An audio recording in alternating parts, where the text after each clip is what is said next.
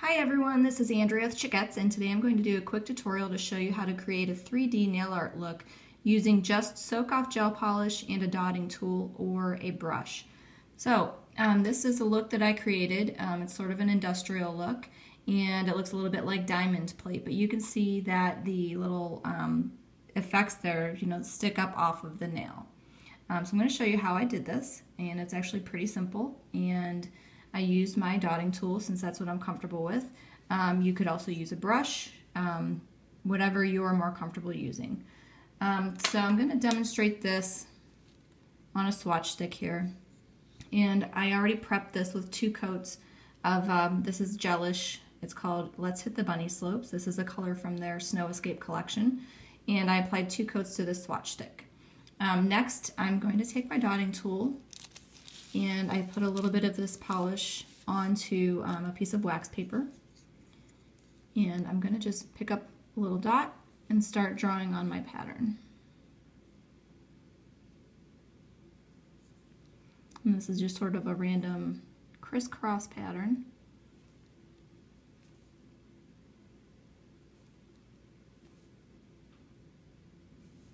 And it doesn't have to be perfect the first time. We're going to actually do a couple of coats.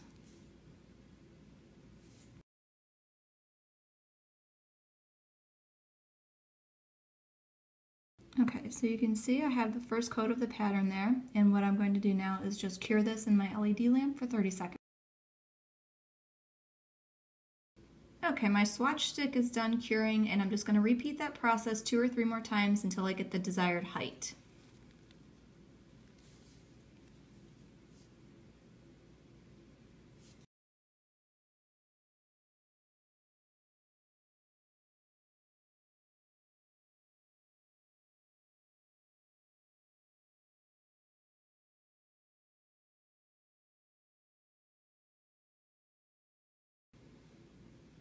So here's the result after curing 3 coats of the design.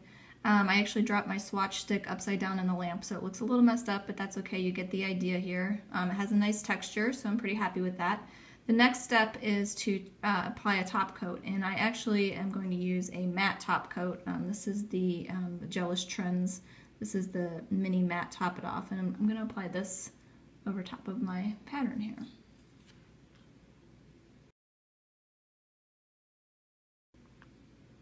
Okay, and again, I'm going to cure this in my LED lamp for 30 seconds.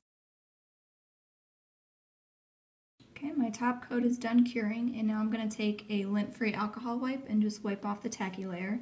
And this process actually will make the matte coat, top coat look matte once it dries.